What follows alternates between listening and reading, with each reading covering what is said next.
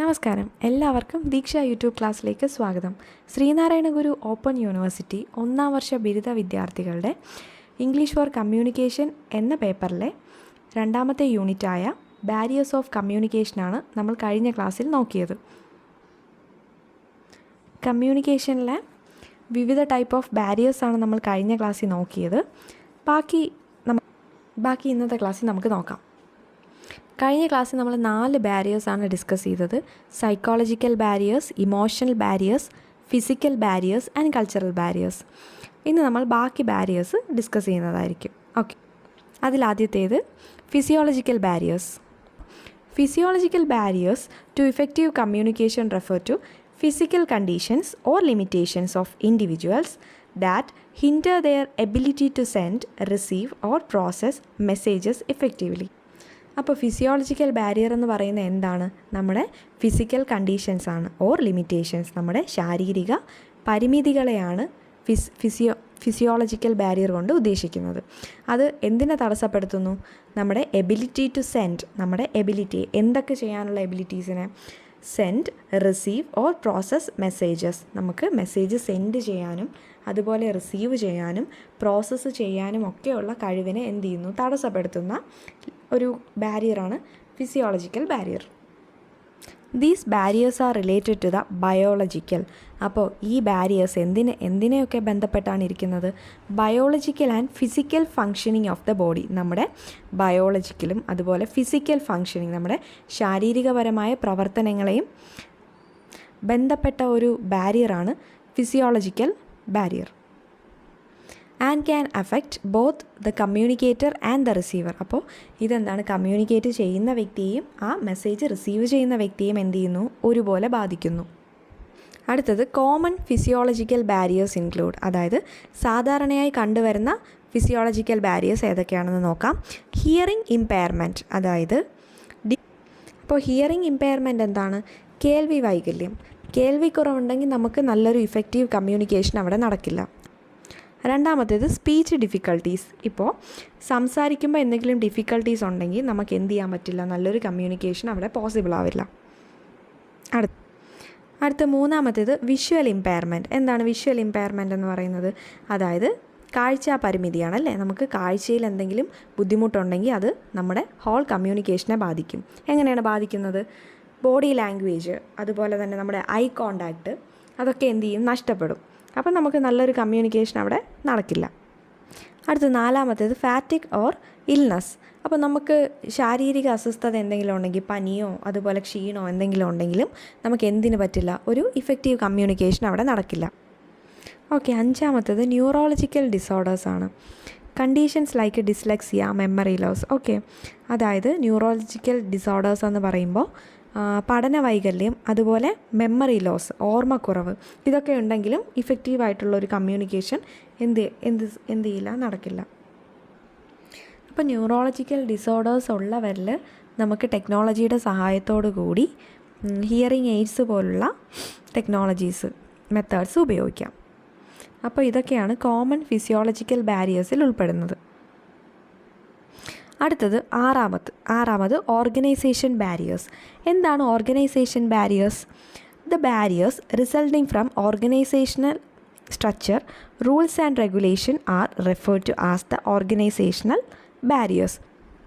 അതായത് സംഘടനാപരമായ ഘടനകൾ, അതിൻ്റെ റൂൾസും റെഗുലേഷൻസും.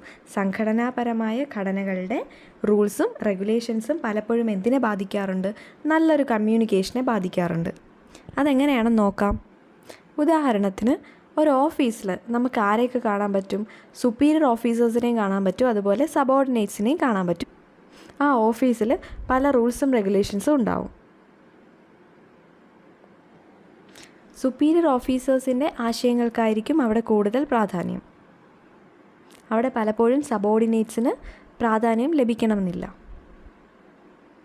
ഈ റൂൾസ് ആൻഡ് റെഗുലേഷൻസ് നിലനിൽക്കുന്നത് കൊണ്ട് തന്നെ പലപ്പോഴും സുപ്പീരിയേഴ്സും അതുപോലെ സബോർഡിനേറ്റ്സും തമ്മിൽ വളരെ ഇഫക്റ്റീവായിട്ടുള്ളൊരു ആശയവിനിമയം നടക്കണമെന്നില്ല. ഇതിനെയാണ് നമ്മൾ ഓർഗനൈസേഷണൽ ബാരിയേഴ്സ് എന്നതുകൊണ്ട് ഉദ്ദേശിക്കുന്നത്. ഓക്കെ, അപ്പോൾ ഏഴാമത്തത് സെമാൻറ്റിക് ബാരിയേഴ്സ്. എന്താണ് സെമാൻറ്റിക് ബാരിയേഴ്സ് എന്ന് നോക്കാം. അതിത്രയേ ഉള്ളൂ. ഒരു സന്ദേശത്തിൻ്റെ അർത്ഥത്തെ ഒരു സന്ദേശത്തിൻ്റെ അർത്ഥത്തെ വളച്ചൊടിക്കുന്നതോ തെറ്റായി വ്യാഖ്യാനിക്കുന്നതോ ആയ ആശയവിനിമയത്തിലെ തടസ്സങ്ങളെയാണ് നമ്മൾ എന്തുകൊണ്ട് ഉദ്ദേശിക്കുന്നത്? സെമാൻറ്റിക് ബാരിയേഴ്സ് കൊണ്ട് ഉദ്ദേശിക്കുന്നത്. അപ്പോൾ ഒന്നുകൂടെ, ഒരു സന്ദേശത്തിൻ്റെ അർത്ഥത്തെ വളച്ചൊടിക്കുന്നതോ തെറ്റായി വ്യാഖ്യാനിക്കുന്നതോ ആയ ആശയവിനിമയത്തിലെ തടസ്സങ്ങളെയാണ് സെമാൻറ്റിക് ബാരിയേഴ്സ് എന്നതുകൊണ്ട് ഉദ്ദേശിക്കുന്നത്. When a message is conveyed it should be clear and simple to understand. അപ്പോൾ എന്താണ്, ഒരു മെസ്സേജ് നമ്മൾ കൺവേ ചെയ്യാൻ ശ്രമിക്കുന്ന സമയത്ത് അതെങ്ങനെയുള്ളതായിരിക്കണം? ക്ലിയർ ആയിരിക്കണം. ഈ സിമ്പിൾ ടു അണ്ടർസ്റ്റാൻഡ്, വളരെ സിമ്പിളായി മനസ്സിലാകുന്നതായിരിക്കണം. എന്നാൽ മാത്രമേ the recipient can easily understand the information. നമ്മൾ കൊടുക്കുന്ന വിവരം അവർക്ക് വളരെ എളുപ്പത്തിൽ മനസ്സിലാക്കിയെടുക്കാൻ കഴിയും. സെമാൻറ്റിക് ബാരിയറിനോടൊപ്പം പഠിക്കേണ്ട മറ്റൊരു ബാരിയറാണ് ലിംഗ്വിസ്റ്റിക് ബാരിയർ, അതായത് ഭാഷാപരമായ തടസ്സങ്ങൾ. അതെന്താണെന്ന് നോക്കാം. Linguistic barriers can also occur when an information is send using technical words that the recipient does not understand. അതായത് ഉദാഹരണത്തിന്, ഒരു ഡോക്ടർ മെഡിക്കൽ ടേംസ് ഉപയോഗിച്ച് കമ്മ്യൂണിക്കേറ്റ് ചെയ്യുന്ന സമയത്ത് ഒരു സാധാരണക്കാരനത് മനസ്സിലാവണം എന്നില്ല. അതുപോലെ നമ്മൾ കോർട്ട് ഓർഡേഴ്സൊക്കെ വരുന്ന സമയത്ത്, ഇപ്പോൾ ജഡ്ജിമാർ, അതുപോലെ ജഡ്ജസും അതുപോലെ തന്നെ അഡ്വക്കേറ്റ്സും ഒക്കെ സംസാരിക്കുന്ന ടേംസ് നമുക്ക് സാധാരണക്കാർക്ക് മനസ്സിലാവണം എന്നില്ല. ഇതൊക്കെ എന്തിനുദാഹരണമാണ്? ലിംഗ്വിസ്റ്റിക് ബാരിയേഴ്സിനൊരു ഉദാഹരണമാണ്. സെമാൻറ്റിക് ബാരിയേഴ്സിലെ എക്സാമ്പിൾസ് നമുക്ക് നോക്കാം. Misunderstanding due to unfamiliar words. എന്താണ്? നമുക്ക് പരിചയമില്ലാത്ത വാക്കുകൾ കേൾക്കുമ്പോൾ നമുക്ക് എന്ത് ചെയ്യാൻ പറ്റില്ല? അത് മനസ്സിലാക്കിയെടുക്കാൻ കഴിയില്ല.